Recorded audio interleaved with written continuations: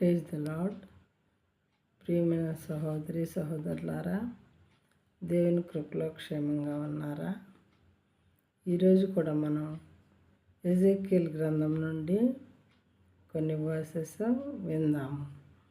మొదటిగా Ezekiel 33 chapter versus 7 and 8. So you, Son of man, I have made a watchman for the house of Israel. Whenever you hear a word from my mouth, you shall give them warning from me. If I say to the wicked, O wicked one, you shall surely die, and you do not speak to warn the wicked to turn from his way, that wicked person shall die in his iniquity, but his blood I will require at your hand. In Telugu,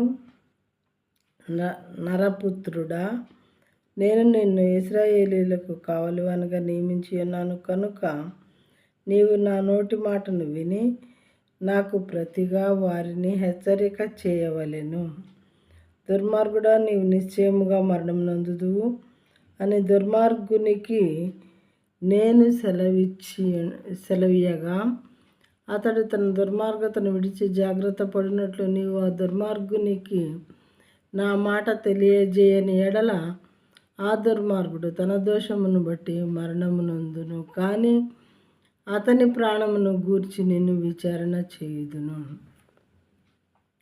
దేవుడు ఏం చేస్తున్నారంటే, ఇజ్రాయేలీలకి నువ్వు ఇలా చెప్పు Ezekiel, ఏంటంటే దుర్మార్గుడా, నువ్వు నిశ్చయముగా మరణం నందుతావు, దుర్మార్గత చేస్తున్నావు కాబట్టి అని చెప్పు. నేను చెప్పమని నీకు ఆజ్ఞాపించింది నువ్వు చెప్పలేదనుకో, వాడు ఆ దుర్మార్గతలోనే మరణిస్తాడు. అయితే అతని ప్రాణాన్ని గూర్చి నిన్ను విచారణ చేస్తాను నేను.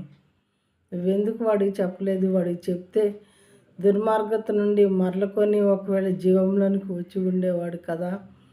నేను చెప్పమన్నది నువ్వెందుకు చెప్పలేదు అని అతని ప్రాణంను గూర్చి నిన్ను విచారణ చేస్తాను అంటున్నాడు దేవుడు.